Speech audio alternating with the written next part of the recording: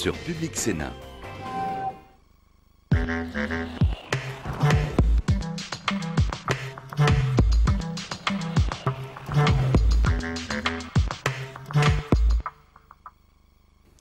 Bonjour à tous. Cet après-midi, les sénateurs débattent à l'initiative du groupe UMP de l'accession au logement.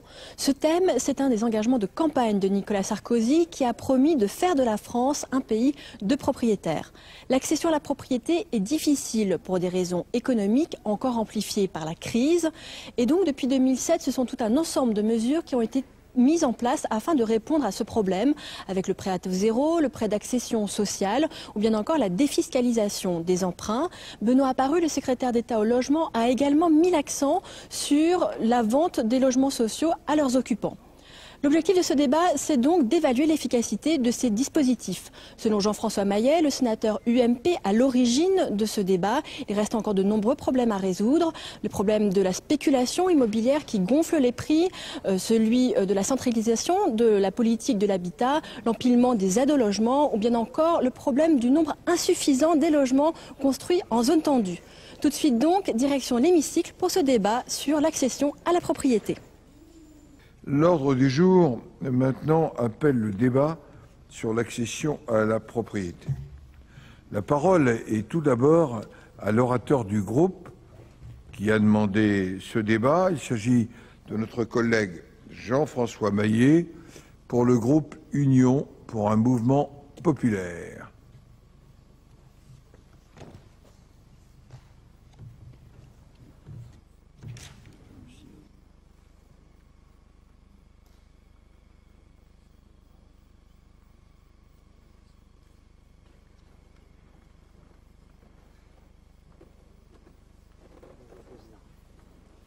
Vous avez la parole, mon cher collègue.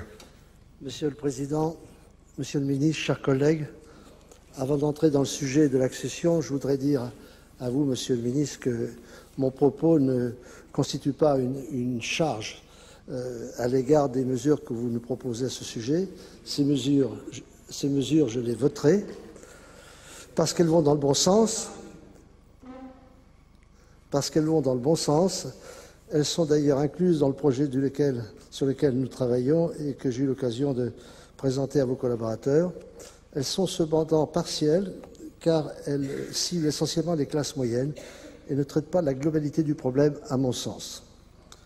Pour ma part, je suis convaincu qu'une loi sur l'accession à la propriété, capable de faire bouger les choses en France, doit intégrer les plus faibles des Français, car maintenir ces derniers dans leur statut de locataire ne leur apporte rien et coûte finalement plus cher à la collectivité. Je voudrais vous faire partager un certain nombre de constats qui sont ceux qui ont justifié notre travail et qui ont guidé sa réalisation. La France compte 57% de propriétaires. C'est beaucoup moins que ses voisins. Et ce chiffre baissera encore si nous ne faisons rien, en raison simplement de la croissance démographique, et vous l'avez calculé, Monsieur le Ministre. 74% des Français trouvent ce chiffre insuffisant, mais 83% pensent qu'il est difficile, voire impossible, de devenir propriétaire. J'entends par ailleurs des élus politiques de tous bords exprimer les mêmes réserves, ce qui, à mon sens, est encore plus grave. Le monde HLM reste extrêmement frileux à l'égard de l'accession, confortablement installé dans le métier de loueur qu'il maîtrise depuis 60 ans. Le résultat est que depuis 25 ans, toutes les tentatives de développer l'accession, certes très timides, ont échoué et le constat final est un constat d'échec. Ceci est vrai pour le public comme pour le privé. Je dois dire que je suis stupéfait du silence entretenu par les milieux politiques et les bailleurs sociaux à ce sujet, exception faite du gouvernement actuel. C'est certain. Au-delà des statistiques qui n'apportent pas à elles seules des solutions, essayons de poser le vrai problème et les vraies questions. Pourrons-nous justifier longtemps qu'un grand nombre de Français soient encore locataires à l'âge de la retraite, assujettis ainsi à un loyer qui continuera d'augmenter jusqu'à leur décès? C'est la situation actuelle. En conséquence de quoi, ils n'auront aucun patrimoine à transmettre ou à vendre pour assumer leur éventuelle intégration dans la maison de retraite de leur choix. Je ne le crois pas et je suis convaincu qu'il existe des solutions qui passe forcément et d'abord par les bailleurs sociaux. Permettez-moi ce rappel. Les bailleurs sociaux ont été créés dans les années 1920 et jusqu'à la guerre, ils ont permis à 80% de leurs résidents d'accéder à la propriété. C'était leur raison d'être.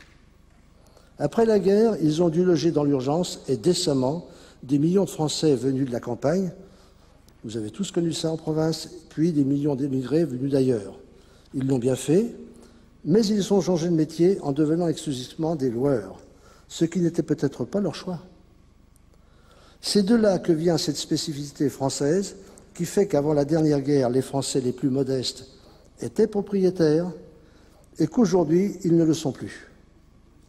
C'est avec les bailleurs sociaux que nous assomerons cette seconde mutation en engageant leur puissance de construction, leur savoir-faire de gestionnaire et leur poids financier.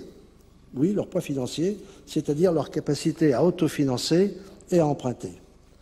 Lorsque cette mutation en faveur de l'accession sera engagée, le secteur privé suivra. Il y sera bien obligé, car il en a effectivement l'obligation commerciale et financière de le faire, sinon d'autres le feront à sa place. Les bailleurs sociaux doivent être le premier levier et le levier essentiel d'une nouvelle politique qui constitue un véritable et beau challenge. 75 à 80% de propriétaires en 2025 sera nécessaire si nous voulons en faire bénéficier les plus faibles. En dessous de ce taux, évidemment, les plus faibles n'y sont pas inclus, car nous ne pouvons pas nous contenter des classes moyennes. Pour cela, nous devons construire dans la même période 7 500 000 logements, publics et privés, bien entendu. Un parcours résidentiel doit être systématiquement proposé aux entrants chez les bailleurs sociaux afin qu'ils deviennent propriétaires en fin de parcours.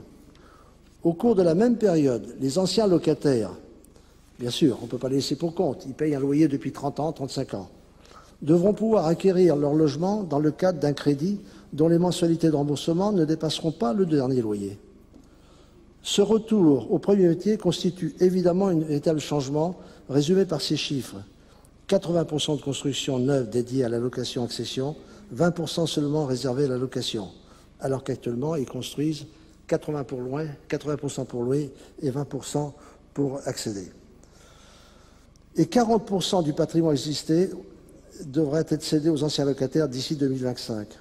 Par ailleurs, un métier nouveau doit être dévolu au HLM, celui d'assurer la mobilité, Monsieur le Ministre, en garantissant le rachat-échange aux locataires volontaires ou contraints de changer de résidence ou de ville pour des raisons familiales ou professionnelles, et ceci sans perdre de crédit acquis dans le cadre du contrat en cours. Le financement d'une telle politique est évidemment déterminant pour la réussite et la pérennité de ce projet. Jusqu'à maintenant, nous avons privilégié la location en y engageant plus de 45 milliards par an. Ainsi, la globalité de l'aide à la location, notamment l'APL, versée à un couple de locataires au cours de sa vie peut atteindre et dépasser 300 000 €. De plus, les défiscalisations, loi de Robien, Cellier, etc., ont toujours favorisé la location. Toujours favorisé la location. Il est donc urgent de réorienter toutes les aides directes et indirectes vers les accédants occupants. Il faudra aussi que de nouveaux outils juridiques et financiers voient le jour et que l'État ait la volonté d'assainir les transactions foncières qui souffrent d'une spéculation devenue insupportable, notamment dans les territoires en tension. Ce point demandera beaucoup de courage politique pour tous ceux qui le tenteront. Tout cela aura un coût et je ne perds pas de vue l'obligation plus qu'impérieuse de réduire les dépenses publiques. Cependant, le coût du système actuel est tellement lourd que nous pourrions avoir de belles surprises. Créer et transmettre un patrimoine est nécessaire à l'équilibre de l'homme. Cela est vrai pour toutes les classes sociales et notamment pour les plus faibles. Quel beau résultat de réunir les conditions qui permettraient d'inverser les priorités en rendant systématique l'accession à la propriété au travers d'un contrat de location-vente et en réservant la location à ceux qui le souhaitent et seulement à ceux-là. Pour conclure, permettez-moi d'affirmer que ce dispositif destiné à chaque citoyen ou couple de citoyens n'a de chance d'exister et de fonctionner que si nous lui donnons la force d'une loi.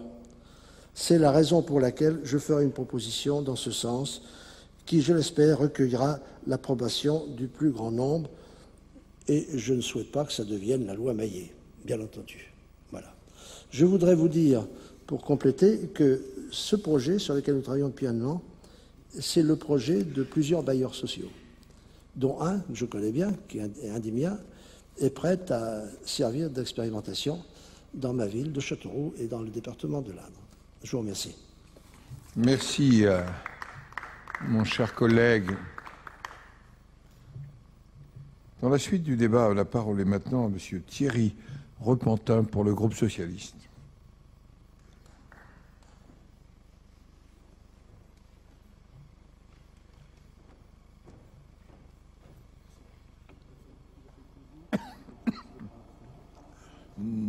Vous avez la parole, mon cher collègue, pour 8 minutes. Monsieur le Président, Monsieur le Ministre, mes chers collègues, l'orateur précédent a beaucoup parlé de l'accession à la propriété. Je regrette que son initiative ait aussi peu d'écho. Est-ce une question qui intéresse le groupe qui était à l'origine de cette inscription à l'ordre du jour? On peut se poser la question quand on voit le peu d'assiduité sur ce sujet. Monsieur le ministre, l'historien du logement Roger-Henri Guérand, qui malheureusement nous a quittés en 2006, avait coutume de dire « Quand on devient propriétaire, on devient conservateur ».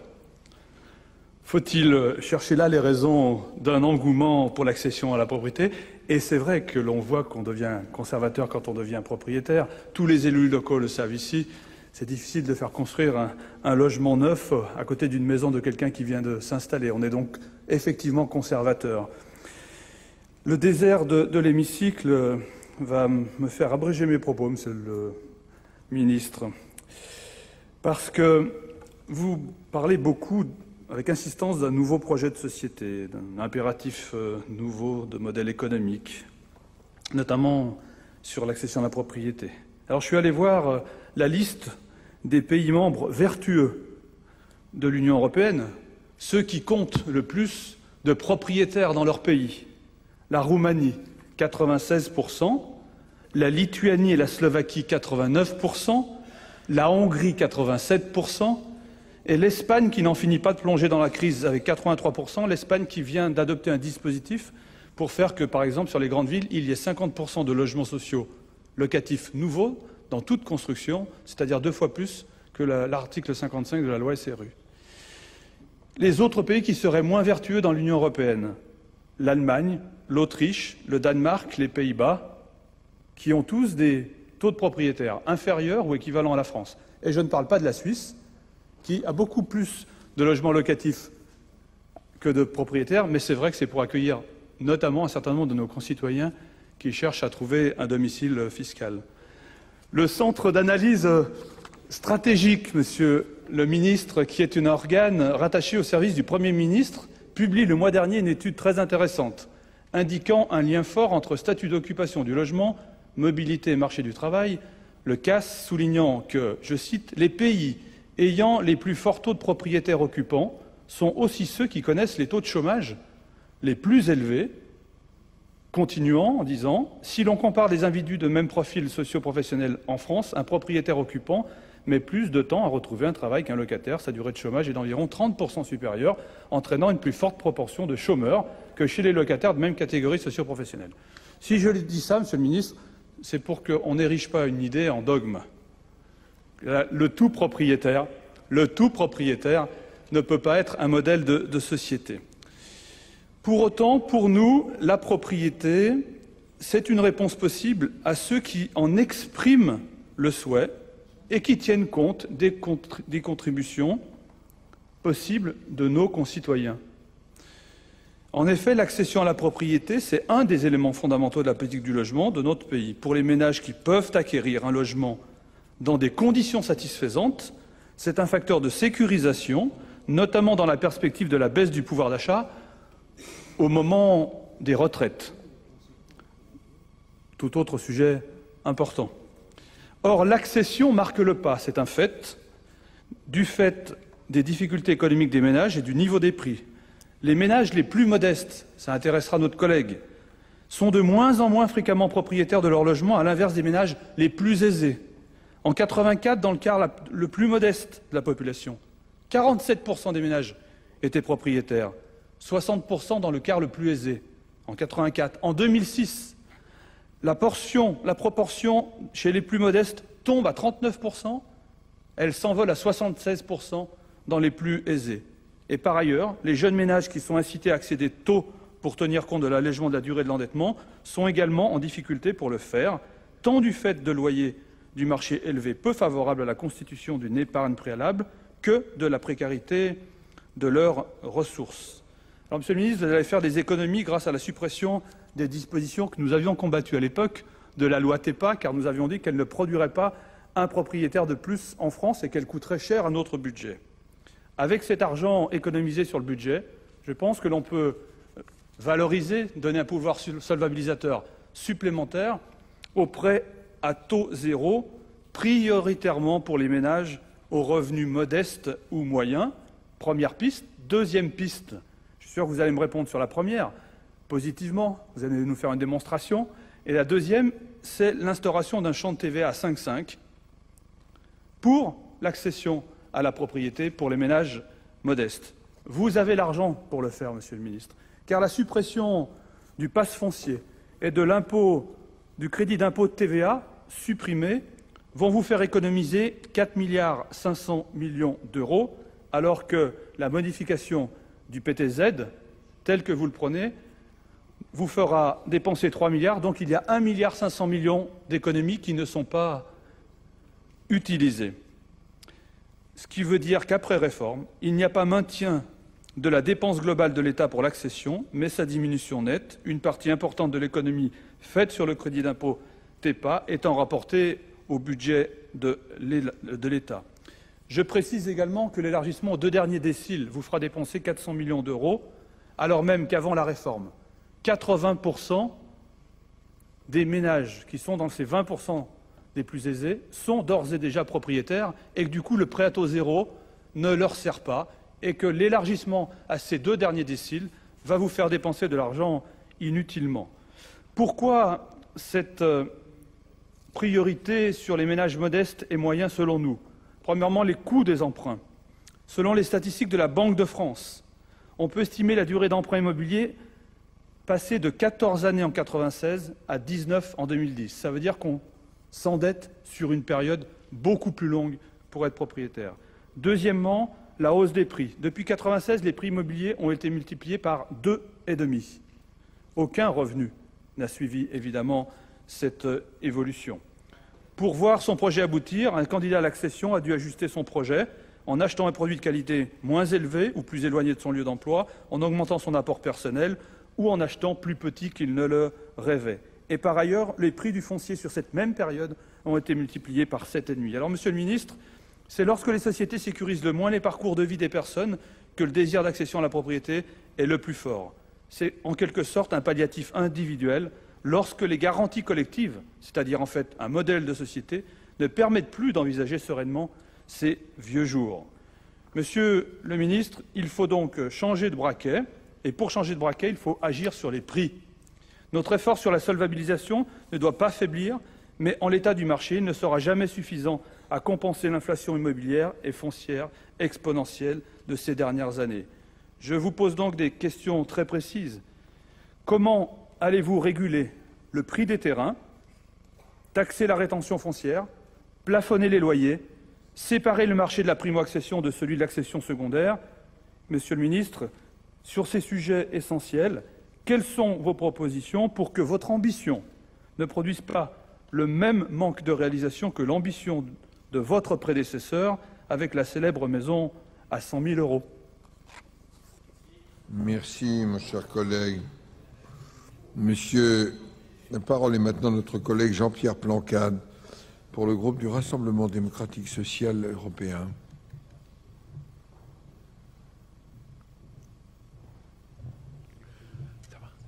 Vous avez la parole, mon cher collègue. Monsieur le Président, Monsieur le Ministre, mes chers collègues, une France de propriétaires, c'est ce que déjà Valéry Giscard d'Estaing en 1974 avait annoncé et qui a été repris par l'actuel Président de la République. Certes, il répond sans doute à l'aspiration de nombreux Français. La possession d'un logement est en effet une réponse aux craintes sur l'avenir des retraites, ainsi qu'un besoin légitime de transmission et de solidarité intergénérationnelle, et plus particulièrement le goût des Français pour l'habitat individuel. Il s'agit là, de mon point de vue bien sûr, d'un vieux mythe conservateur, réactionnaire, faisant fi des réalités qu'implique en pratique une telle politique, et je parle essentiellement dans nos agglomérations. La maison individuelle dans une agglomération, c'est l'étalement urbain, avec toutes les dépenses que cela occasionne pour une collectivité publique, mais aussi pour les ménages. Mais fait aggravant, cela a favorisé la spéculation immobilière, ce qui a eu pour conséquence, évidemment, de renchérir le coût des terrains et, par-delà, celui de l'accession à la propriété. Quant à l'accession sociale à la propriété de type logement ou appartement sans accompagnement, la conséquence est souvent ce qu'il est convenu d'appeler aujourd'hui, de constater d'ailleurs, l'écopropriété dégradée. Et pourtant, Monsieur le Ministre et mes chers collègues, je continue à penser qu'il faut encourager et favoriser un parcours résidentiel dit ascendant.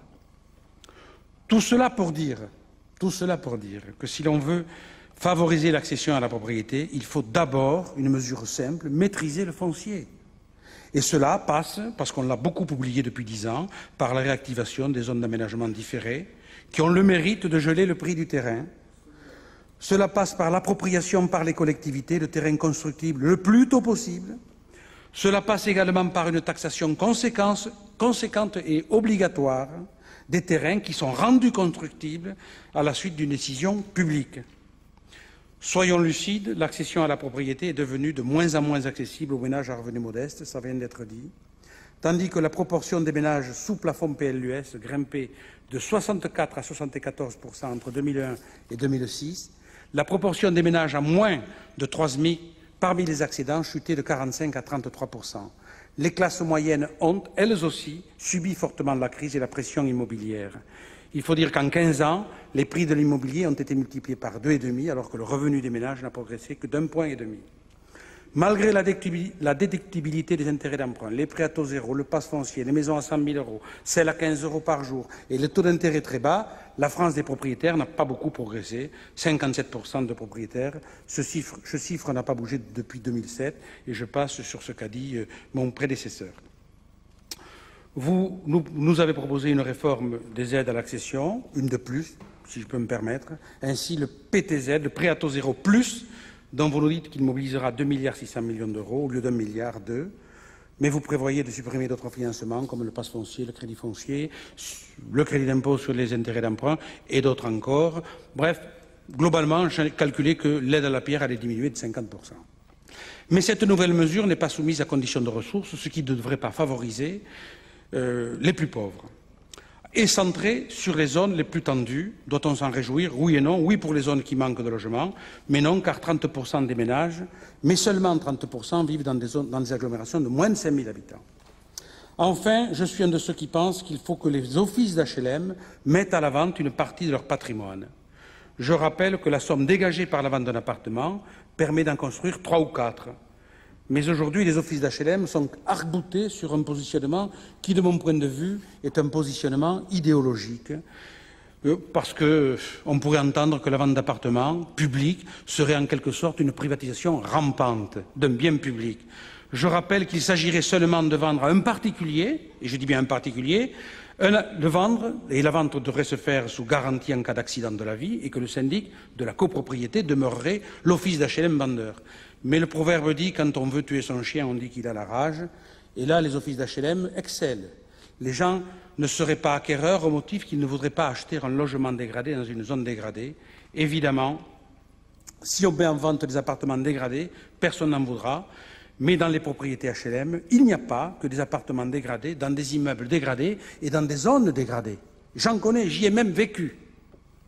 En réalité, on voit aujourd'hui que le problème est moins de l'accession à la propriété que l'accès tout court à un logement. Les causes sont diverses, précarisation des ménages, loyers de plus en plus déconnectés des revenus, insuffisance de construction de logements. Enfin bref, on connaît ça par cœur ici. Le déficit serait de 900 000 logements, dont 500 à 600 000 sociaux. Mais j'avoue que je demeure perplexe quand on sait que la trésorerie du monde HLM est de l'ordre de 7 milliards d'euros. Et quand on dit cela, on trouve toujours un savant, plus savant que l'autre, qui vous dit « oui, c'est vrai, mais ce n'est pas comme cela et la réalité est beaucoup plus complexe ». Et que tout cela ne sont que de mauvais prétextes de mon point de vue. D'ailleurs, le lobby de l'Union des HLM est tellement puissant qu'il touche à la fois la droite et la gauche. On l'a vu ici la semaine dernière, j'en parle avec vous, Monsieur le Ministre, je ne sais pas trop comment d'ailleurs, on a supprimé un amendement. Bref, on aura l'occasion, sûrement à l'occasion de la loi de finances, d'en reparler. Moi, je voudrais rappeler une chose, et c'est dramatique d'être obligé de le rappeler ici, que les offices d'HLM sont un outil au service des collectivités locales pour rénover et produire du logement, et non pour faire de la trésorerie ou se livrer, comme certains, à des opérations financières douteuses. Je sais que ce n'est pas la majorité, mais c'est une réalité. Et je dois le dire, aujourd'hui, ils sont parfaitement relayés par ce qui est devenu ce que j'appelle un syndicat professionnel et corporatiste, qui est l'Union des HLM. Vraiment, je crois que c'est ce qui a généré une technobureaucratie qui finit par vivre pour elle-même en perdant de vue ce pourquoi elle existe et ce pourquoi elle est née.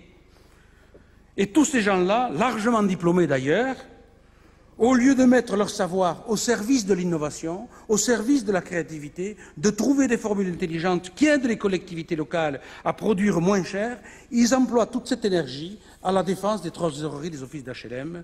C'est une perte de sens totale, Monsieur le Ministre.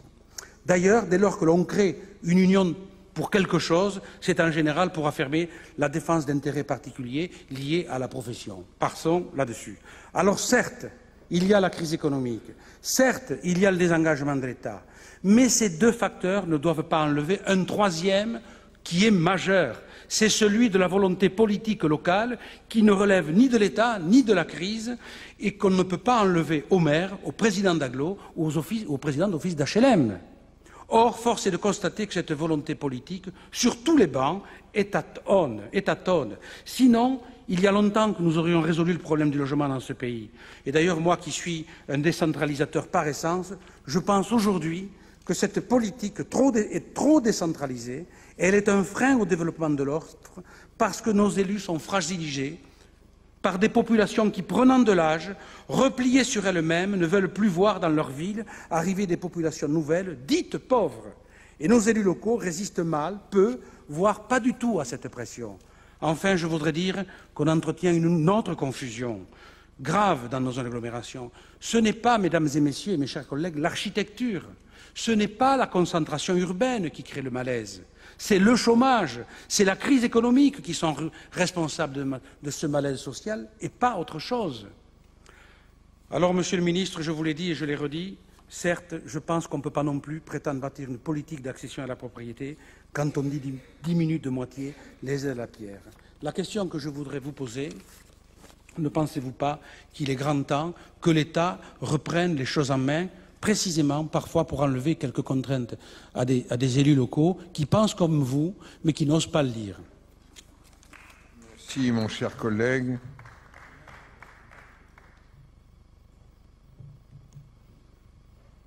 La parole est à notre collègue Madame Odette Terrade, pour le groupe communiste, républicain, citoyen, sénateur du Parti de gauche. Vous avez la parole. Monsieur le Président, Monsieur le Ministre, mes chers collègues, les sénateurs membres du groupe de la majorité parlementaire ont fait le choix, dans l'ordre du jour réservé, de mettre en débat la question de l'accession à la propriété. Il est vrai que le Président de la République avait fait d'une France de propriétaires un leitmotiv de sa campagne présidentielle. Mais force est de constater que quelques années plus tard, les résultats n'ont pas été ceux escomptés. Il est vrai que, selon l'adage, les promesses n'engagent que ceux qui les croient. Sans y voir de malice, nous estimons que ce débat sur l'accès à la propriété donne l'impression d'être utilisé par la majorité comme un artifice visant à détourner l'attention de la véritable urgence, c'est-à-dire le mal-logement qui touche plus de 3,5 millions de personnes dans notre pays, mal-logement exacerbé par l'absence concrète d'un droit au logement opposable. De manière plus cynique encore, on peut y voir un lien avec l'actuel débat sur les retraites. Vous avez jugé utile et nécessaire, Monsieur le ministre, de proclamer que posséder son logement, c'est la constitution d'un capital pour la retraite.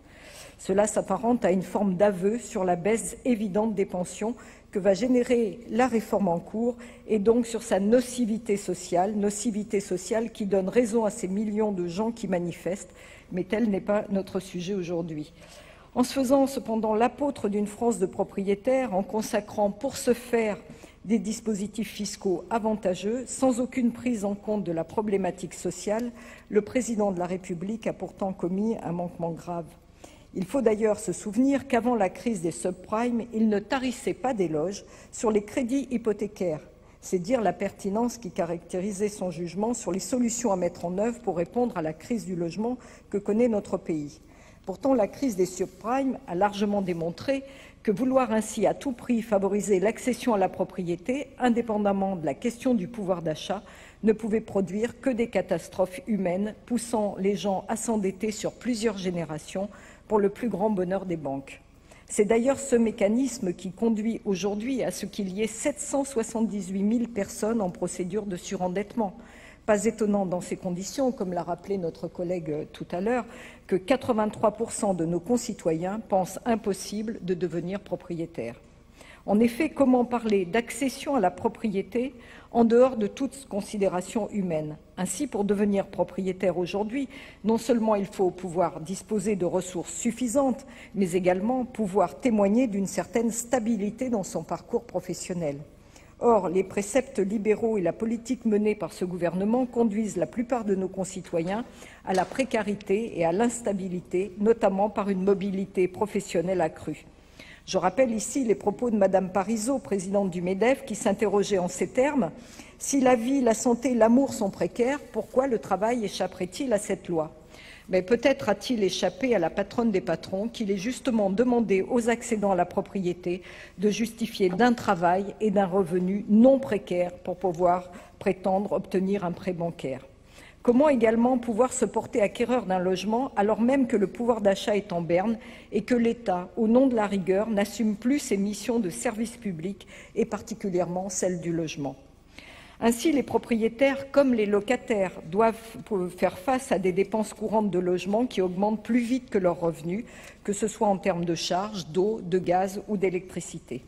Aujourd'hui, d'après l'association CLCV, 500 000 ménages présenteraient des impayés de loyer de 2 mois ou plus, soit en 4 ans une augmentation de 96% dans le parc privé et de 58% dans le parc public. En 11 ans, le nombre de jugements pour impayés de loyer a ainsi progressé de 25%.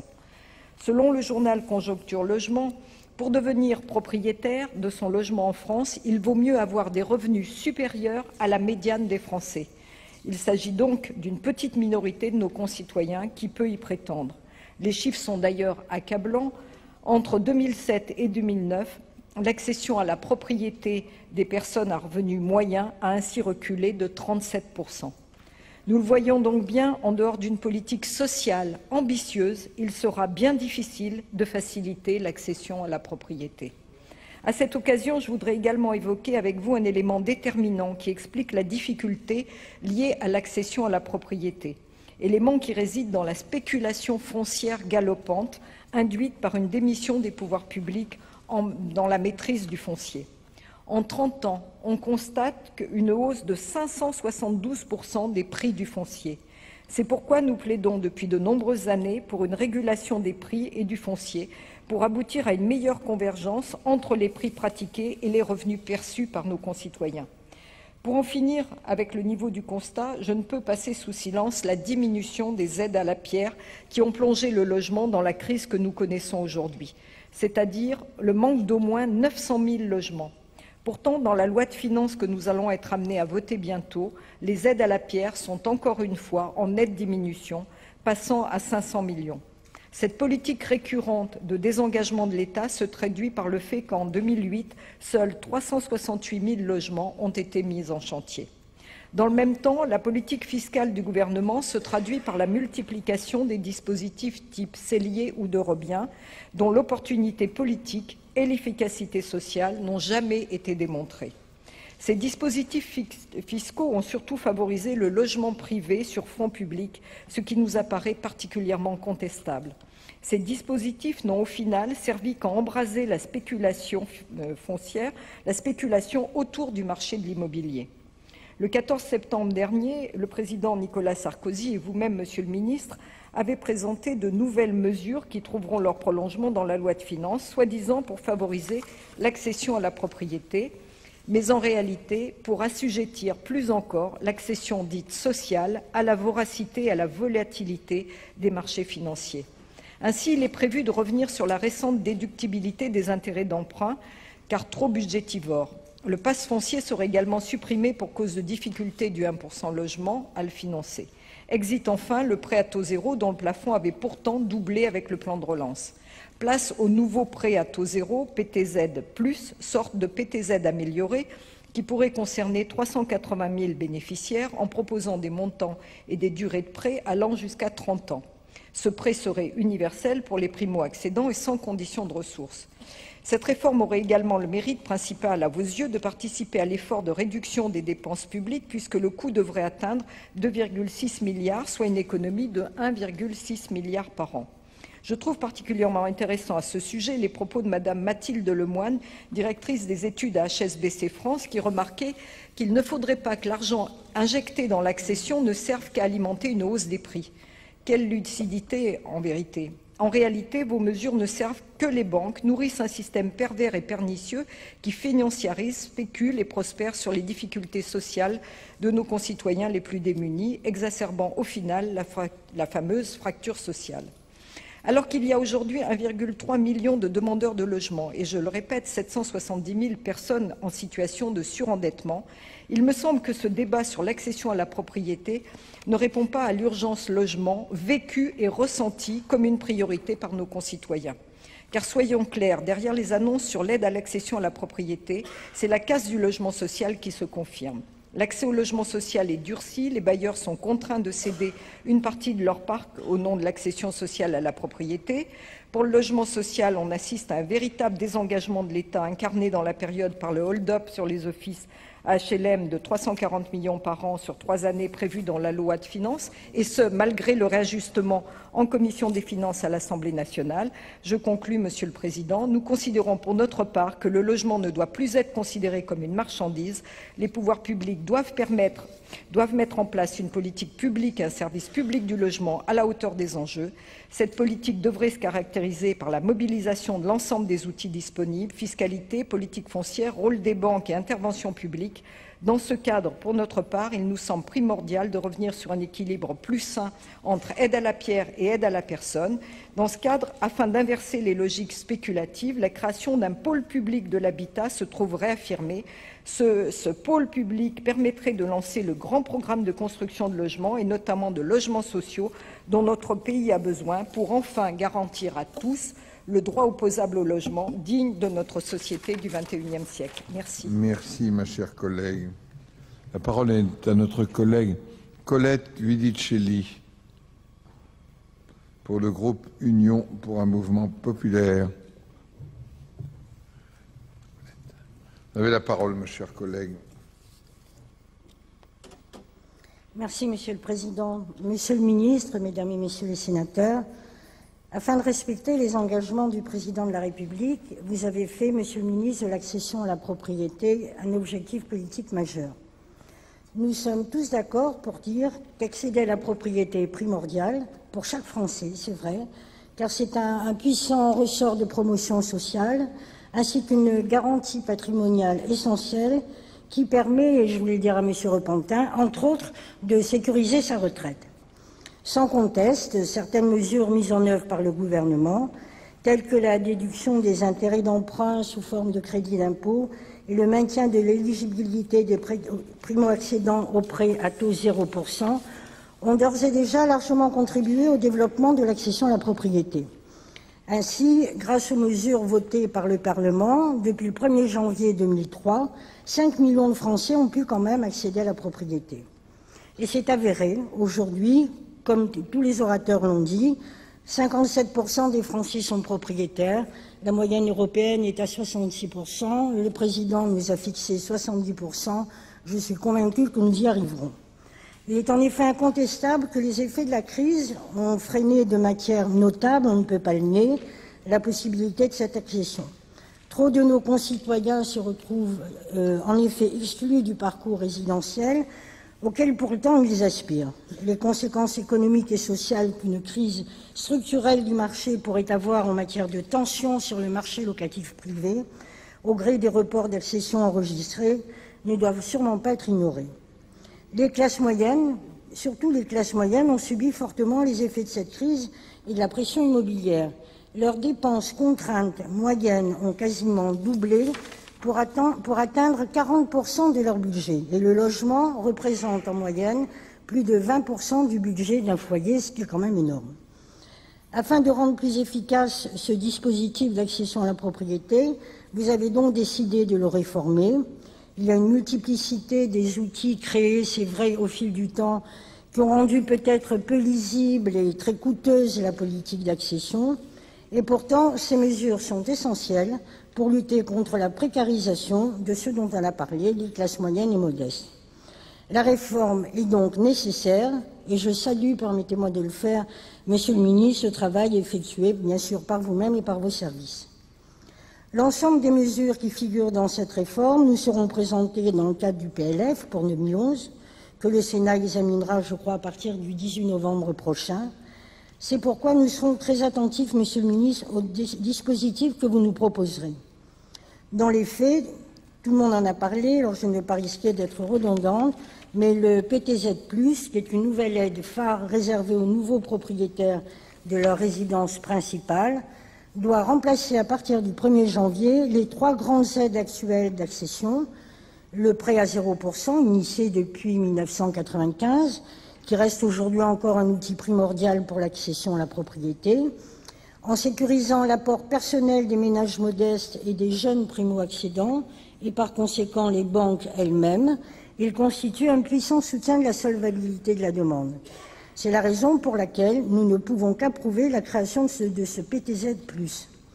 Cependant, j'aimerais savoir, Monsieur le ministre, si les aides personnelles au logement, l'APL accession, le plan d'épargne logement, l'avantage de la TVA à 5,5 quand on construit à moins de 500 mètres des zones de rénovation urbaine, cumulables avec le PTZ, seront-ils maintenus?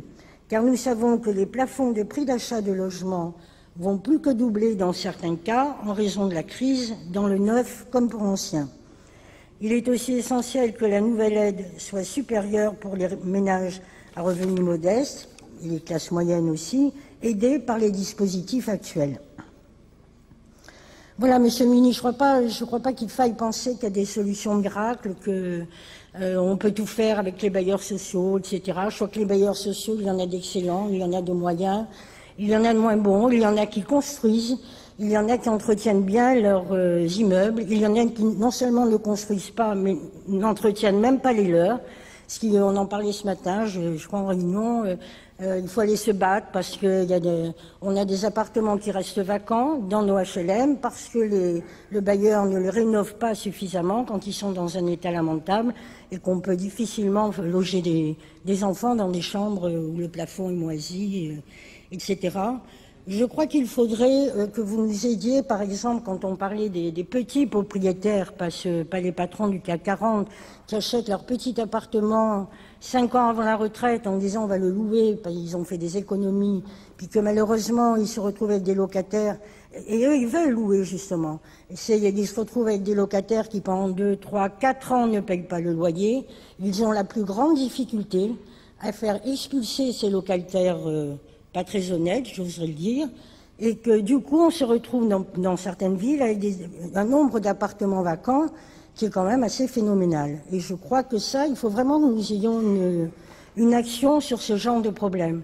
De la même façon, et je crois que c'est M. Repentin qui en parlait, ou peut-être, oui, je crois que c'est vous, il faut que chaque élu, chaque maire dans sa commune prenne des initiatives. On peut très bien imposer à un propriétaire privé un certain pourcentage de logement en plus. C'est ce qui se fait dans ma ville et ça marche très bien. Sinon, ils ont une amende le contrôle de légalité de la préfecture a laissé passer ça, hein, oui, oui. On leur réclame 80 000 € s'ils ne font pas 20% de logements plus dans un immeuble privé qu'ils construisent. Je vous envoie les délibérations, monsieur le ministre, si vous voulez, et ça fonctionne très bien. Et puis voilà, en gros, je dirais qu'il faudrait que vous nous aidiez pour toutes ces petites mesures qui peuvent être et qui doivent être différentes selon les régions.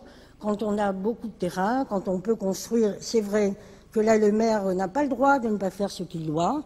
Après, il y a des difficultés. Bon, quand il y a un permis de construire qui vient d'un privé et qui dit « je vais faire 60 logements » parce qu'il a déjà acheté le terrain et qui débarque pour sa demande de permis de construire à la mairie, conclure. Il n'aura le permis que quand il aura... Voilà. Donc, monsieur le ministre, simplement, nous serons là avec vous, nous vous soutiendrons avec mes collègues du groupe UMP dans la réalisation de cet objectif ambitieux pour que notre pays ne soit plus à la traîne de la moyenne européenne. Merci. Merci, ma chère collègue. La parole est maintenant à notre collègue Claude Jeannerat pour le groupe socialiste.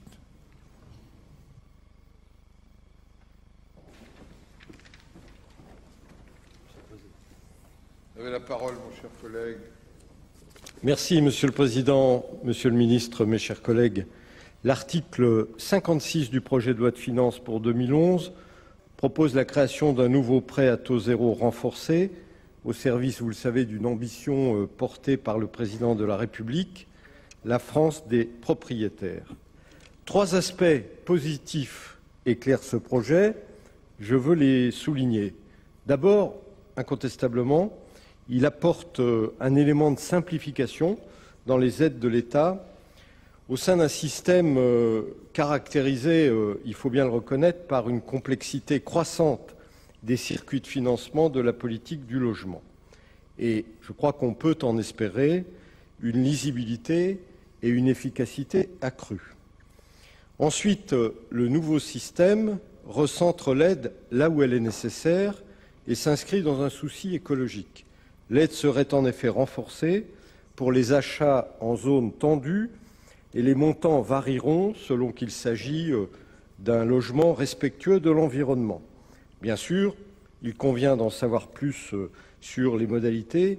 Sans doute ne manquerez-vous pas, Monsieur le Ministre, de nous éclairer dans la communication que vous nous ferez, car nous savons bien que ce sont les modalités qui sont décisives et qui conditionnent la réussite d'un dispositif. Enfin, 3e point, on ne peut que se réjouir de la suppression du crédit d'impôt sur les intérêts d'emprunt. Vous le savez, les socialistes requièrent d'ailleurs depuis bien longtemps la fin de ces niches fiscales, et ce crédit d'impôt provoquait un double effet pervers. Il coûte cher, celui-là, il coûte cher à l'État, de plus en plus cher, 280 millions en 2008, et la projection que nous pouvions faire nous conduisait à 3 milliards en 2013, et on sait de plus, et c'est ça qui condamne cette mesure, c'est qu'elle ne bénéficie pas à ceux qui en ont vraiment besoin. Et pour une aide qui n'a aucun effet sur le déclenchement de la décision d'achat, convenez que ceci est très coûteux, d'autant qu'elle ne correspond finalement qu'à une baisse de 0,6% du taux d'intérêt contracté par les acheteurs. Sur l'intention que vous portez, à savoir favoriser l'accession à la propriété, nous ne pouvons évidemment que la partager. Il est normal que l'État crée les conditions les plus favorables pour permettre cet accès à la propriété. D'ailleurs, l'article 2 de la Déclaration des droits de l'homme et du citoyen dispose que la propriété est l'un des droits naturels et imprescriptibles de l'homme. Et j'observe d'ailleurs, comme président de l'Agence nationale pour l'information sur le logement, je peux en témoigner, que l'accès à la propriété, en effet, correspond à une aspiration majoritaire des ménages, et tout particulièrement des ménages modestes. En même temps, mes chers collègues, soyons-en conscients, jamais la situation n'a été aussi défavorable. La baisse du taux, conjuguée à l'allongement de la durée des prêts, n'y suffit pas. L'envolée des prix crée beaucoup de désillusions, y compris au sein de la classe moyenne. Et vous avez pu lire récemment dans un article grand public Thierry Debrand parlait pour la classe moyenne d'une vraie peur du déclassement. Le logement, marqueur social par excellence, risquerait, selon lui, de devenir un facteur de paupérisation des classes moyennes, car celles-ci continuent de choisir parmi l'offre la plus coûteuse du marché pour tenter de progresser, quitte à s'endetter au-delà du raisonnable ou à acheter trop petit. C'est pourquoi il ne me paraît pas réaliste, dans le contexte, de fixer un objectif de 68 à 70% de propriétaires. Je doute en réalité de l'effet dynamique d'un tel chiffre. Pire, il risque de décourager ceux qui sont loin de pouvoir y accéder. Et dans un contexte où les besoins seraient par ailleurs satisfaits, ce chiffre pourrait peut-être traduire une volonté. Mais pour tout dire, la question du logement nécessite aujourd'hui, dans son ensemble, un grand plan Marshall, et cet objectif d'accès à la propriété, dans ce contexte, paraît dérisoire et décalé. Alors j'en reviens à votre projet. J'en ai souligné les aspects positifs, simplification renforcée, dimension écologique et aussi l'économie qu'il permet par la suppression du crédit d'impôt. Mais, comme Janus, votre projet comporte un double visage.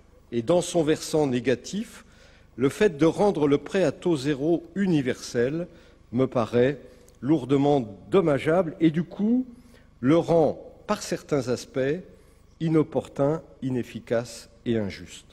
En effet, ce nouveau prêt à taux zéro renforcé, s'adressant aux primo-accédants pour leur résidence principale, n'est soumis à aucune condition de ressources, bien que les modalités du prêt, je vous le concède, diffèrent en fonction des revenus et de la nature du bien acheté. Dans le contexte de restrictions budgétaires, votre proposition, de ce point de vue, nous paraît inopportune. À l'heure où la ministre de l'Économie a estimé que les gouvernements devaient désormais s'orienter vers des politiques de réduction des dépenses pour contrebalancer les mesures de soutien à l'économie mises en œuvre pendant la crise économique, n'est-il pas contradictoire d'ouvrir le bénéfice du prêt à taux zéro à des personnes dont le revenu ne le justifie pas? Rendez-vous compte, Monsieur le ministre, la perte de recettes fiscales pour l'État. Monsieur le ministre, la perte de recettes fiscales pour l'État due aux 2 tranches supérieures du barème de prêt à taux zéro est évaluée à 400 millions d'euros.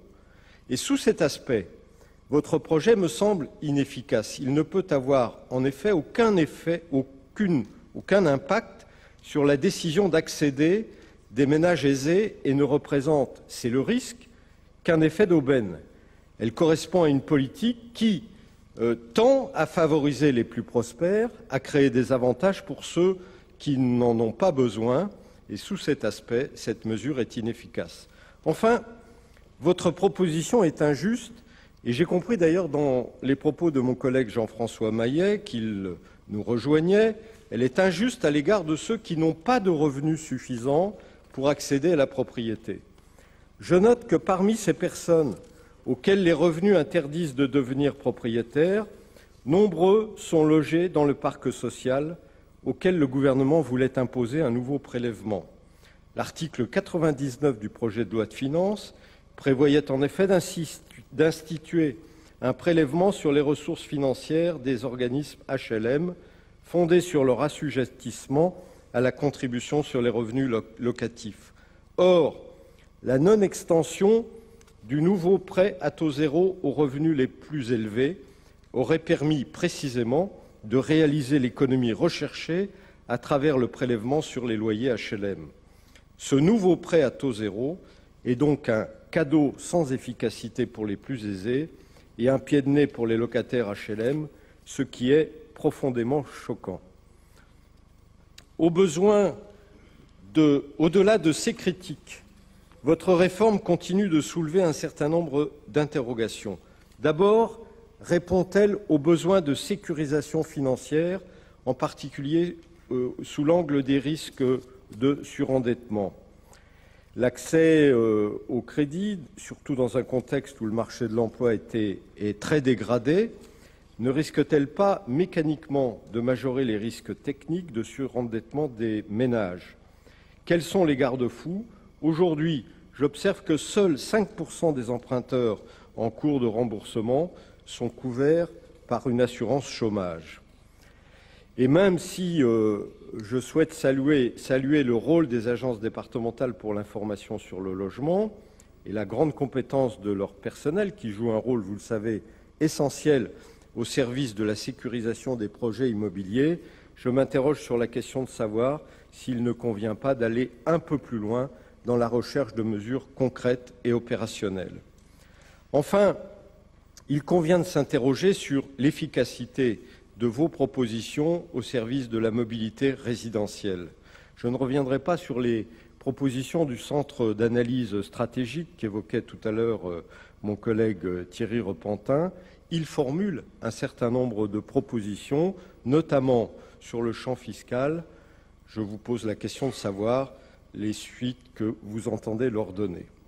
Bref, c'est l'opportunité aujourd'hui de regarder votre projet de loi sur l'accession à la propriété dans ses différents aspects, mais le secteur du logement a besoin, au-delà de cet aspect, d'une grande politique de relance, je termine, Monsieur le Président, d'un grand plan Marshall, je l'évoquais, pour tenter de résoudre le déséquilibre persistant et pour éviter que la crise ne devienne irréversible. Et j'entendais ces jours derniers le Premier ministre Jean-Pierre Raffarin réclamer un double plan sur l'emploi et sur le logement. Tout se tient, c'est l'urgence, c'est l'avenir, c'est la préoccupation première de nos concitoyens, l'emploi et le logement, deux préalables absolus. Je vous remercie. Merci, mon cher collègue. La présidente Gauthieron.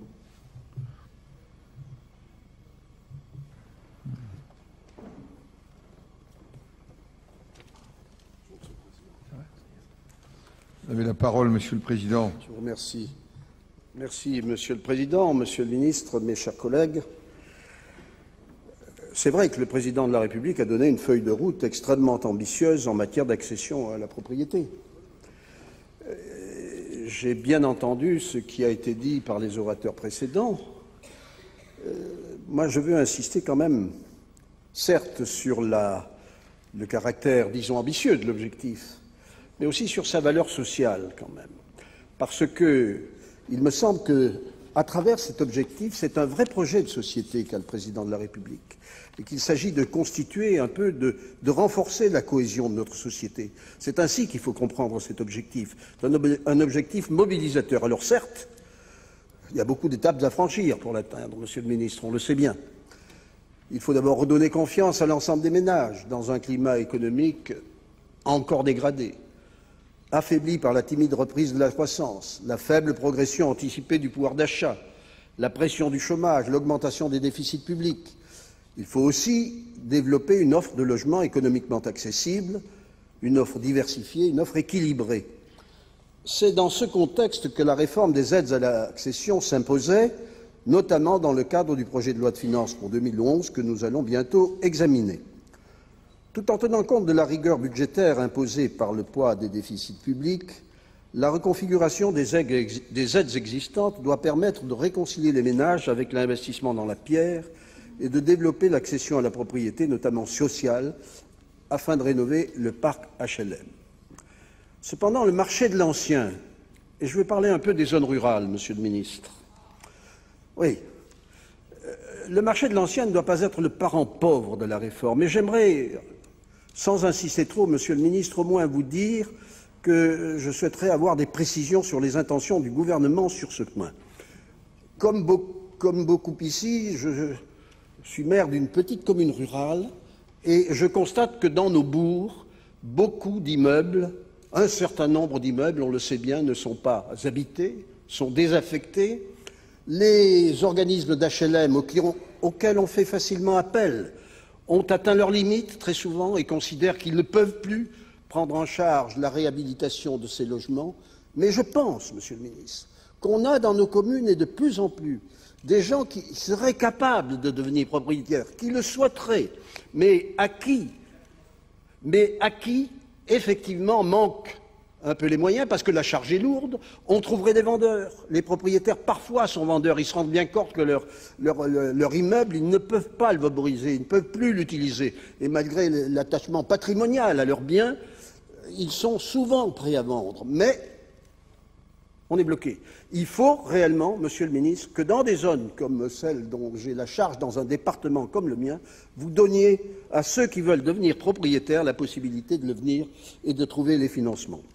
Pour en revenir à la réforme proposée par le gouvernement, le prêt à taux 0+, qui doit remplacer à compter du 1er janvier prochain les 3 grandes aides actuelles d'accession à la propriété, ce prêt à taux 0, bien entendu, mérite d'être, j'allais dire, plébiscité. J'observe d'ailleurs que, fondamentalement, il y a des critiques, il y a des réserves, mais il n'y a pas de critique fondamentale sur le principe même du prêt. Ce financement restera indispensable pour permettre aux jeunes de moins de 35 ans, c'est qu'il s'agit de 50% des bénéficiaires, aux catégories socio-professionnelles les moins aisées et aux catégories intermédiaires d'accéder à la propriété.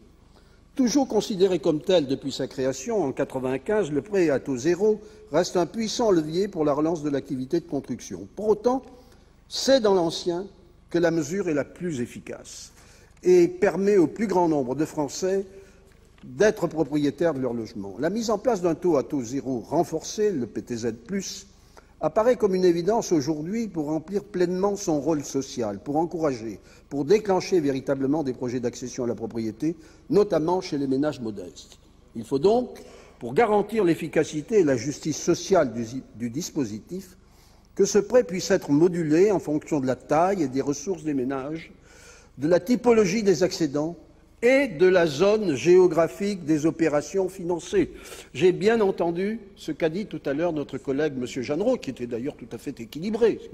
Je veux dire que son discours était tout à fait équilibré, mais il a insisté sur le fait que certains ménages considérés comme, disons, aisés n'avaient peut-être pas besoin du prêt à taux 0+, sauf que il y a des zones où, il l'a dit lui-même, les prix sont très élevés, et pour permettre l'accession à la propriété de ménages, même relativement aisés, ils auront besoin, ces ménages-là, du prêt à taux 0+. Donc il faut moduler, me semble-t-il, mon cher collègue Jeanneraud, ce que je me permets de vous interpeller parce que votre propos était tout à fait, je le redis, équilibré et mérite d'être pris en considération. C'est un vrai dialogue et un échange entre nous. Je crois qu'il faut tenir compte du zonage et de moduler ce que vous avez dit en tenant compte. Notre économie a été, on le sait, mise à mal. Et il est vrai que la construction de logements neufs peine à sortir de la crise. Les promoteurs, comme les particuliers, restent prudents. Cependant, il faut rester confiant sur l'évolution à terme du secteur du bâtiment, car les mesures prises depuis 2 ans ont heureusement permis aux entreprises de préserver un outil de production performant, nécessaire à un redémarrage à moyen terme. Et je veux, à ce moment de mon propos, saluer les entreprises de mon département qui, effectivement, je crois, ont tenu le coup et traversé la crise dans des conditions douloureuses pour elles, mais qui leur permettront de faire face à la reprise.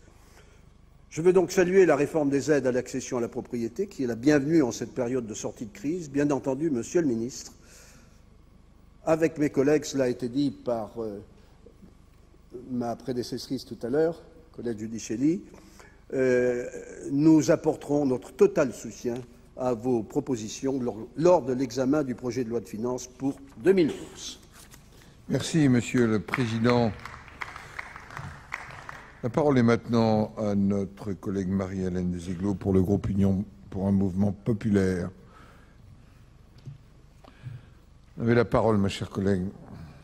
Monsieur le Président, Monsieur le Ministre, mes chers collègues, l'article 55 de la loi du 13 décembre 2000, tout le monde le connaît, relative à la solidarité au renouvellement urbain et qui donne obligation aux communes dont la population est au moins égale à 1 500 habitants en Île-de-France et 3 500 habitants dans les autres régions d'avoir une proportion de 20% de logements sociaux sur leur territoire. Favorable à une évolution de la loi pour que l'on tienne compte dans ce pourcentage de 20% des efforts faits par les communes pour aider les ménages les plus modestes à devenir propriétaires, le législateur de 2006 a estimé souhaitable que l'accession sociale à la propriété soit prise en compte dans le décompte de 20%, mais seulement pour une période de 5 ans. Le législateur de 2006 a donc considéré comme totalement légitime le fait que ces logements sociaux puissent continuer à être comptabilisés dans le quota des 20%, puisque ces logements ne perdent en aucun cas leur caractère social, malgré le changement de statut de leurs occupants. Il a cependant souhaité limiter dans le temps, soit pendant 5 ans, cette possibilité. Je souhaiterais que l'on distingue bien les logements construits dans le but, dès le départ, de l'accession à la propriété, des logements HLM acquis par leurs occupants dans des conditions fixées, notamment de durée d'occupation, 10 ans, je crois. C'est tout à fait différent. Il y aurait beaucoup à dire, bien sûr, sur le premier point, sur l'accession voulue dès le départ, mais moi je vais me concentrer, Monsieur le Ministre, sur le deuxième cas, qui est donc l'acquisition par l'occupant au bout d'un certain temps. En effet, favoriser l'accession sociale à la propriété en permettant à des personnes de conditions modestes, locataires d'un logement HLM, de devenir propriétaires et d'améliorer ainsi la mixité sociale de la commune, c'est vraiment un objectif noble et qui répond à une demande de la population, mais également au souhait du Président de la République, qui s'est prononcé pour un encouragement à la propriété de la résidence principale. Or, le problème pour les communes qui acceptent les demandes de leurs habitants, et comment refuser une demande d'un habitant, une telle demande, d'acquérir leur logement, c'est que ces communes se voient par là même pénalisées financièrement au bout de 5 ans par la diminution automatique du quota de logements sociaux que de telles ventes ont entraîné. Moi, je trouve ce cas bien étrange. Pourquoi pénaliser les communes dans ce cas-là, alors qu'elles n'y sont strictement pour rien? Que la demande d'acquisition émane soit de l'organisme HLM, soit de l'occupant, en tout cas jamais de la commune. L'occupant y trouve bien évidemment son compte, il devient propriétaire, c'est le rêve de toutes les familles et c'est la première des sécurités. Et je voudrais faire observer que si l'on dit de temps en temps que le logement social n'a pas vocation à être l'habitat de toute une vie, dans les faits, permettez-moi de remarquer qu'il l'est quand même bien souvent. L'organisme HLM, lui aussi, y trouve son compte. Il reçoit le prix de vente en contrepartie et grâce à la rotation, et grâce à cela, il y a une rotation des logements sociaux qui peut être mise en œuvre. Et je sais combien, Monsieur le Ministre, vous êtes attaché. Vous êtes exprimé en ce sens dans cet hémicycle sur la rotation des logements sociaux. Mais là, permettez-moi de vous dire qu'elle peut parfaitement être respectée. Parce qu'avec le prix de vente, le bailleur social peut parfaitement réinvestir ce prix dans la construction de notre logement. Et moi, je pense même qu'on devrait l'obliger. Et ça me paraîtrait une chose assez saine. Mais que vient faire la commune là-dedans? Elle a déjà un objectif qui est difficile à atteindre, et ensuite on lui impose des paramètres qui ne dépendent pas d'elle. Moi je dis impose parce que, franchement, comment peut-on imaginer une seconde que les communes refusent à leurs habitants de devenir acquéreurs? C'est impossible. Ce sont des gens qui ont fait des investissements dans leur maison, qui ont obtenu le financement pour ça, et vous voyez un maire dire à cette personne, eh bien non, moi, je ne vous autorise pas à devenir propriétaire parce que, voyez-vous, ce logement, il ne compte plus dans mes logements sociaux. C'est tout simplement absurde. Et c'est la raison pour laquelle je vous ai demandé dès le départ de bien vouloir distinguer les logements qui ont été construits dès le départ dans le but de l'accession à la propriété et les autres. Les autres, ce sont des logements qui étaient dans le secteur locatif. Le maire a fait tout ce qu'il fallait pour ça. Il a payé souvent une surcote foncière, il a donné des terrains, il a fait un travail considérable. Et là, dans ce cas précis, parce qu'il fait quelque chose que personne ne peut reprouver, eh bien là, on va le pénaliser et on va faire en sorte que les logements ne comptent plus au bout de 5 ans d'un logement. C'est totalement absurde. Alors un peu plus de souplesse, Monsieur le Ministre, dans ce cas très particulier, qui, je le redis, ne vise pas la totalité de l'accession à la propriété, ça ne remettrait nullement en cause le sacro-saint article 55 de la loi SRU. Et toujours dans ce cas particulier, je fais observer qu'il n'y a pas du tout un usage abusif de la procédure de l'accession sociale, puisqu'elle est imposée au maire. De plus, il n'est pas normal, enfin pour moi, il n'est pas normal que les logements HLM acquis par leurs occupants, ayant bénéficié du prêt social de location-accession, restent définitivement dans le parc social. Très franchement, moi je ne trouve pas ça du tout choquant. Alors on peut bien sûr m'objecter le cas rare d'une revente du logement.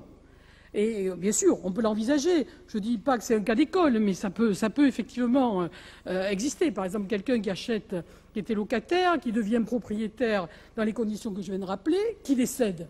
il y a des héritiers, il y a une succession et ils vendent le logement. Dans ce cas, moi, ça ne me choquerait absolument pas qu'à ce moment-là, l'affectation sociale du logement disparaisse à cette occasion. En tout cas, ce sont des choses que l'on peut régler tout à fait normalement. Monsieur le ministre, c'est pour l'ensemble de ces raisons que je viens de développer qu'il me paraît nécessaire de tenir compte de cette situation très particulière en supprimant pour cette situation-là, la période transitoire de 5 ans ou je dirais à tout le moins, dans un premier temps, de l'allonger. Moi, je propose de l'allonger, par exemple, à 10 ans.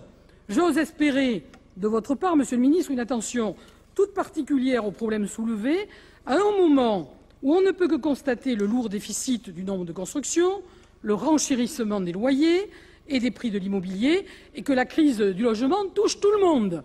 Donc, et puis que les collectivités locales, disons-le, elles ont de faibles marges de manœuvre. En tout cas, je remercie tout particulièrement M. Jean-François Maillet, qui, grâce à cette question orale avec débat, m'a permis de poser ce problème. Je le remercie, comme je remercie de votre attention. Merci, ma chère collègue. La parole est maintenant à notre collègue Raymond Couder pour le groupe Union pour un mouvement populaire.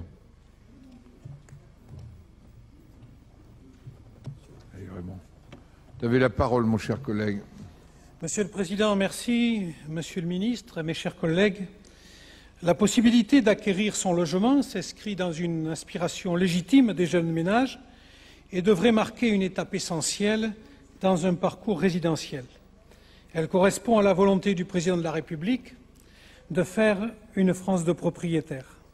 Elle participe également, et ce n'est pas négligeable, au maintien d'une activité économique primordiale pour le territoire, que sont le bâtiment et les travaux publics. C'est pourquoi nous remercions Jean-François Maillet de nous inviter à nous pencher sur ce sujet, et notamment sur les dispositifs en faveur de l'accession abordable à la propriété. En effet, depuis la loi du 13 juillet 2006 portant engagement national pour le logement, une douzaine de dispositifs ont été mis en place ou renforcés pour aider les ménages primo-accédants et plus particulièrement ceux à faibles ressources. Ces dispositifs que nous connaissons tous, comme le prêt à taux zéro, le pass foncier, mais aussi les plus anciens, l'épargne logement, le crédit d'impôt ou encore l'aide personnelle au logement, sont autant d'outils mis à disposition des Français. Dans mon point d'observation, qui est ma communauté d'agglomération, je peux dire que c'est quelque chose qui marche bien, puisque au cours des 18 derniers mois, cela a permis à 139 ménages d'acquérir leur maison ou leur logement. Les collectivités locales sont souvent venues aux côtés de l'État dans ces actions et depuis 18 mois, ma collectivité, ma communauté d'agglomération a consacré près de 455 000 € pour aider à l'accession abordable à la propriété. Donc les résultats sont loin d'être négligeables, contrairement à ce qui peut se dire ici ou là, où l'on entend beaucoup de scepticisme sur ces mesures. Si cette action s'est avérée très positive ces dernières années, par contre, la diminution du doublement du prêt à taux zéro et la baisse de 20 000 € des plafonds du pass foncier au second semestre 2010 n'ont plus permis de solvabiliser une partie des primo-accédants, ce qui entraîne aujourd'hui une diminution du nombre de dossiers de demande d'aide à ma collectivité, et ceci dans un contexte que nous connaissons tous de crise financière et de pression immobilière. À partir du 1er janvier 2011, le prêt à taux zéro plus ou taux zéro renforcé doit entrer en vigueur. Il va faire disparaître la majoration du prêt à taux zéro, le crédit d'impôt sur les intérêts des emprunts et le pass foncier. Ce nouvel outil financier, qui se veut plus simple et plus utile, restera réservé aux primo-accédants, mais ne sera plus soumis, comme l'étaient les anciens outils, aux conditions de ressources. 2 critères doivent être mis en avant pour son attribution: le nombre de personnes composant le foyer et la zone géographique d'achat du bien. C'est sur ce second point que je voudrais insister. Si l'on considère ces nouveaux critères, de nombreuses agglomérations de villes moyennes, comme mon agglomération du Biterrois par exemple, apparaîtraient en zone B2, c'est-à-dire en zone moins tendue. Aussi, un foyer de 5 personnes dans cette zone pourrait bénéficier d'une aide de 198 000 €, alors qu'en zone A, c'est-à-dire en zone tendue, et je ne conteste pas le fait qu'il y ait des zones plus tendues, certes, cette aide serait équivalente à 359 000 € pour 5 personnes pour un logement neuf. La différence pour une famille est dès lors de 80% plus élevée dans les grandes villes en zone A que dans les villes moyennes en zone B. Et cela sans tenir compte, bien sûr, des revenus des foyers. De plus, et malgré l'effort fourni pour relancer les quartiers anciens et les centres-bourgs, il en a été question tout à l'heure, il n'en reste pas moins que l'aide proposée par le prêt à taux 0+ correspond à une perte de pouvoir d'achat pour les foyers. En effet, à dossier équivalent, le prêt à taux 0+ offrira des aides inférieures aux habitants des villes moyennes par rapport à ce que permettaient les 12 dispositifs d'aide au premier semestre 2010. Il est dès lors logique de se demander si la population résidant dans les villes moyennes, et par exemple dans ma communauté d'agglomération, 70% de la population est éligible aux logements sociaux.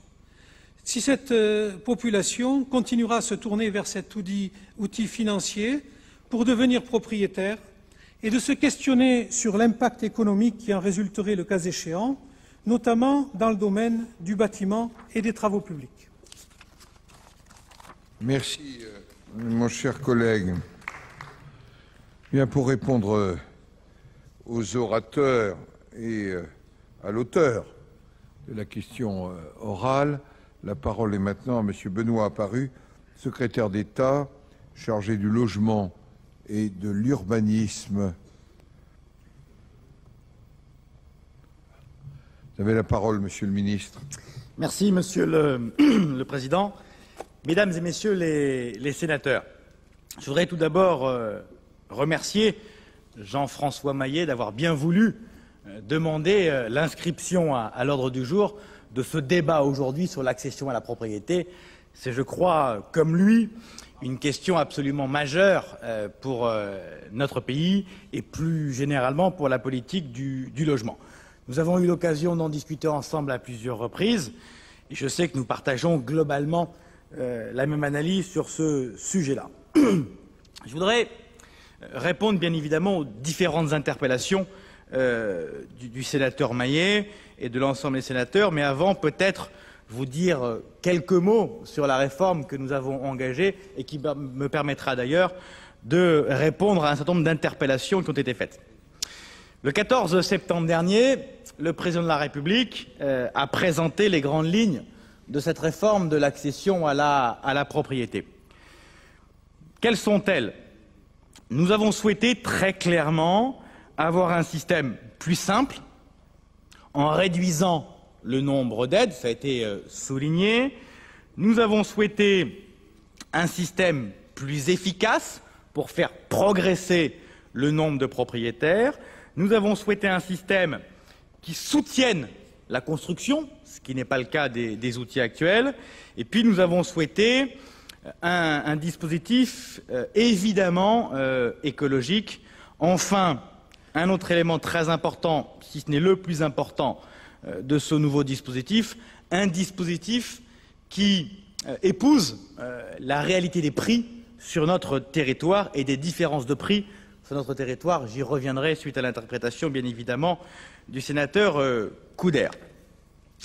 Ce nouveau dispositif a donc cette volonté d'avoir un produit beaucoup plus efficace qu'aujourd'hui.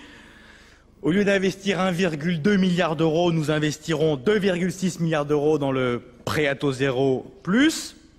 Nous allons avoir un produit qui sera mieux familialisé qu'aujourd'hui et nous allons maintenir parallèlement à ça d'autres outils d'accession à la propriété qui sont des niches très particulières. Je pense notamment à la TVA à 5,5 en zone en rue ou au PSLA.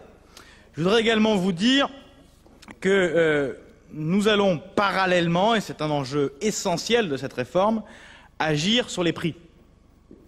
Si demain on se contente de faire cette réforme de l'accession à la propriété sans avoir une action sur la politique foncière et sur la politique d'urbanisme, cette réforme n'aura qu'une conséquence, c'est alimenter les prix de l'immobilier.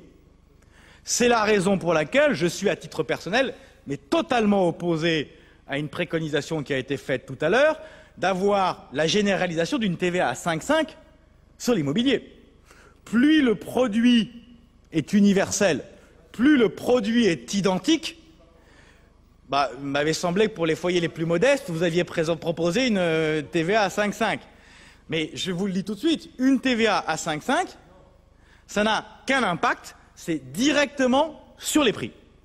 Et donc, sincèrement, j'attire votre attention, le produit totalement identique, totalement uniforme, type baisse des droits de mutation ou type TVA à 5,5, ça n'a malheureusement qu'une conséquence, alimenter le facteur prix. C'est la raison pour laquelle nous avons refusé, tout en étudiant évidemment ces deux mesures-là, droit de mutation d'un côté, TVA à 5,5, nous n'avons pas souhaité aller dans cette direction-là. Il n'en demeure pas moins que le produit que nous présentons dans le cadre du projet de loi de finances, à savoir le PTZ+, est également un produit qui peut alimenter les prix. Il va nous falloir donc, parallèlement à ça, avoir une action foncière et une action en matière d'urbanisme très importante si nous souhaitons éviter que cette réforme ne se traduise, là encore, par une augmentation des prix. Pourquoi? Tout simplement parce que si on fait cette réforme, comme plusieurs d'entre vous l'ont indiqué tout à l'heure, c'est bien parce qu'il y a depuis une quinzaine d'années une désolvabilisation d'une grande partie des ménages, et notamment des classes moyennes. Vous avez évoqué les chiffres les uns et les autres. Depuis 1995, les prix de l'immobilier ont été multipliés par 2,5. Parallèlement à ça, le pouvoir d'achat, l'augmentation des salaires, ça a été fois 1,6. Autrement dit, fois 2,5 pour les prix de l'immobilier, fois 1,6 pour les revenus. Le résultat, c'est évidemment une désolvabilisation importante de la classe moyenne. C'est bien la raison pour laquelle nous souhaitons aujourd'hui, conformément aux engagements du président de la République pendant sa campagne présidentielle, engager cette réforme pour resolvabiliser via ce nouveau prêt à taux zéro les classes moyennes, notamment, leur permettre de redevenir propriétaires. Parce que là encore, en termes d'ambition philosophique, je ne crois pas qu'être propriétaire, c'est être conservateur. Je crois que c'est un élément de sécurité pour les uns et pour les autres. Je crois que c'est également un élément de préparation de retraite. C'est un élément pour se constituer un patrimoine et transmettre son patrimoine. Bref, c'est un élément évidemment essentiel dans la vie quotidienne de nos compatriotes. Je vais maintenant, si vous le voulez bien, revenir à un certain nombre de questions qui ont été posées. La France de propriétaire qu'avait évoquée le président de la République, c'était une ambition, c'était un vrai projet de société. Ce projet de société ne signifiait pas, bien évidemment, que 100% de nos compatriotes soient propriétaires. Ce serait une grave erreur. J'y reviendrai dans un instant. Cette ambition d'une France de propriétaires, c'était pour nous essayer d'aboutir globalement à la moyenne européenne, peu ou prou 66% de propriétaires. Alors bien évidemment, on peut prendre des exemples venus notamment des pays de l'Est, qui ont été cités tout à l'heure par le sénateur Repentin.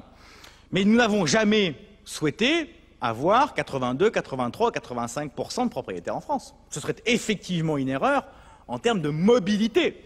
Et vous avez cité, monsieur le sénateur, effectivement les analyses récentes du Conseil d'analyse stratégique indiquant qu'il y avait une forme de corrélation entre le taux de chômage d'un côté et des taux trop élevés de propriétaires, parce qu'on sait bien qu'un taux de propriétaires à 85% freine la mobilité professionnelle.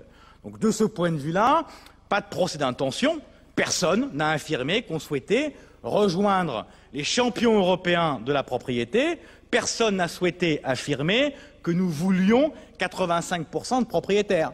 Nous avons considéré qu'un chiffre qui tournait autour des 2/3 de nos compatriotes propriétaires était un chiffre intéressant qui rejoignait la moyenne européenne, mais qui nous préservait des difficultés en termes de mobilité d'un côté et de l'autre faisait également pousser l'accès à la propriété. Quelques propos en réponse au sénateur Maillet. Je suis d'accord avec vous sur le fond. Il faut que le monde HLM rentre de plein pied dans la vente à leurs locataires. C'est un enjeu, là encore, de société très important. Un enjeu de société parce qu'il serait socialement totalement inadmissible que nous concentrions notre action exclusivement sur les classes moyennes sur les plus riches. Il faut que les plus modestes de nos compatriotes, ceux notamment qui vivent en HLM, puissent également accéder à la propriété. Alors c'est vrai qu'ils peuvent accéder à la propriété en dehors du parc HLM, et on les y aide via ces prêts à taux zéro. Mais pour eux, accéder à la propriété dans le monde HLM est doublement facilité. Facilité parce que dans cette réforme, on va mettre 5% de plus pour ceux qui vont acheter leur logement, mais facilité également puisque dans les lois précédentes, chacun sait bien que lorsqu'on vend un HLM, il y a une décote possible de 35% par rapport au prix du marché du logement en question. Autrement dit, ça veut dire qu'un locataire HLM qui achète son logement, il a l'ensemble des outils type le prêt à taux zéro, et notamment ce nouveau prêt à taux zéro. Dans le cadre de la réforme, il a 5% de plus d'aide, mais en plus, il a une décote de son logement qui peut aller jusqu'à 35%. Donc ça veut dire clairement que les plus modestes de nos compatriotes qui sont logés en logement HLM, entre la décote et le prêt à taux zéro, ont une aide absolument formidable pour devenir propriétaire. Je crois que c'est un enjeu absolument essentiel qu'il nous faut encourager les uns et les autres. Mais je sais, et je serai peut-être moins pessimiste que vous, et que certains d'entre vous, que le monde HLM partage totalement cette analyse, puisqu'ils ont évidemment signé un certain nombre de conventions avec l'État, s'engageant à vendre 1% du parc HLM par an. C'est vrai que si le 1% en question pouvait être non pas simplement un objectif, mais une réalité, ce serait plus intéressant. Nous n'en sommes pas encore là, puisqu'on n'est pas à 1%, mais à 0,1%. Donc il faut qu'on fasse x10 pour respecter les engagements qui sont les nôtres et qui sont ceux du monde HLM. Mais bien évidemment, j'ai une confiance absolue dans le monde HLM pour le respect de sa signature en la matière. Monsieur Repentin, quelques mots. J'avoue que j'ai trouvé votre démonstration sur la mobilité exceptionnelle. Vous prenez des chiffres qui sont ceux de l'Allemagne de l'Est, ex-satellite de l'Est, pour dire « regardez, ça ne marchera pas ». J'avoue être surpris que vous nous citiez la Roumanie, que vous citiez la Lituanie, que vous citiez tous ces pays-là, en disant « regardez, ils sont à 85% de propriétaires et ça ne les empêche pas d'avoir un taux de chômage parmi les plus importants de l'Union européenne ». Je vous répète, notre objectif n'a jamais été d'aller à 80%. Mais Monsieur Repentin, surtout, j'avoue que votre plaidoyer pour la mobilité, je ne peux que le partager. Je souhaiterais simplement que cette mobilité, on la retrouve également dans le monde HLM. Vous avez raison, l'absence de mobilité est un frein au développement de l'emploi. Dont acte, je suis tout à fait d'accord avec vous, je partage votre analyse. N'hésitez surtout pas à faire de la mobilité dans le monde HLM un de vos enjeux. Je crois que vous êtes président de l'USH et je sais que je pourrais compter sur vous à l'avenir pour engager également cette mobilité au sein du parc HLM. En pourcentage, on pourra effectivement comparer les chiffres. Vous êtes à 10% de mobilité, si mes souvenirs sont bons, par an. Je vous rappelle juste un chiffre, Monsieur le Président, 10% de mobilité dans le monde HLM. Si on passait le taux de mobilité dans le monde HLM de 10% à 15%, 15% ce ne serait pas considérable, ça voudrait dire une chose, passer la mobilité de 10% à 15%, ça voudrait dire 200 000 offres de logements supplémentaires par an. On construit 100 000 logements dans notre pays, on finance 100 000 logements sociaux dans notre pays. 140 000, j'espère, en 2010, 120 000 en 2009. Le record depuis 30 ans. Je vous rappelle les chiffres, entre 1978 et 2003, droite-gauche confondue, on finançait 50 000 logements sociaux par an. Depuis 2004, on est à 100 000. C'est un effort massif de la part des collectivités locales, des bailleurs sociaux et de l'État. Et c'est cette mobilisation de l'ensemble des acteurs qui nous a permis d'atteindre ces chiffres. 100 000 par an.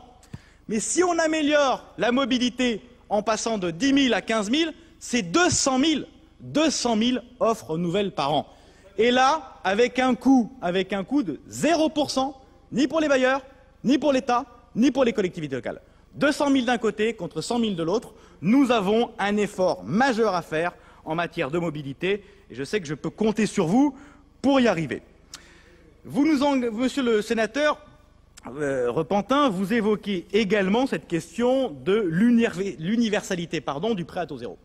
Et je crois que d'autres, vous n'êtes pas le seul effectivement, d'autres sénateurs, je pense notamment à Claude Jeannereau, nous demandent également de revenir sur l'universalité de ce prêt à taux zéro plus. Je voudrais vous demander si vous avez regardé, je pourrais vous le communiquer bien évidemment, le tableau de ressources correspondant à ce caractère universel. Et je voudrais vous citer quelques chiffres, si je retrouve mon tableau, correspondant au niveau de ressources pour ce prêt à taux zéro en question et son caractère universel concernant le 9e et le 10e décile. Pour vous donner les chiffres suivants, vous êtes, je crois, sur Chambéry, qui est en zone B1. En zone B1, la tranche 9 commence à 2 400 € par mois de revenus pour du neuf. Et pour de l'ancien, la tranche 9 commence à 2 176 €. La tranche 10, celle qui est censée être des très très hauts revenus, commence à 2 824 € à Chambéry, en zone B1. Est-ce qu'on va véritablement considérer que quelqu'un qui gagne 2 000 € par mois est trop riche pour être aidé en matière d'accession à la propriété? Je ne le crois pas. Les chiffres de la zone A sont dans une caricature encore plus importante. En zone A, à Paris par exemple, est-ce qu'on va sincèrement considérer que dans l'ancien, en tranche 10, quelqu'un qui gagne 4 000 € par mois est trop riche pour être aidé? Mais vous savez comme moi, mesdames et messieurs les sénateurs, qu'un couple qui gagne 4 000 € par mois, en l'occurrence, ce sera... Non, pas par personne. En l'occurrence, pour un couple, pardonnez-moi, le chiffre de la tranche 9 sera à 4 019 € et la tranche 10 sera à 5 600 € pour de l'ancien. Est-ce que vous pouvez véritablement nous dire aujourd'hui qu'un couple qui gagne 4 000 € par mois, tranche 9, et 5 000 € par mois, tranche 10, à Paris, peut devenir propriétaire seul avec ce niveau de revenu? Mais la réponse est évidemment non.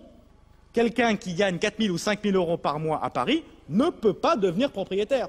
Autrement dit, si vous remettez en cause l'universalité telle que vous le suggérez, ça veut très clairement dire que les classes moyennes ne pourront pas devenir propriétaires.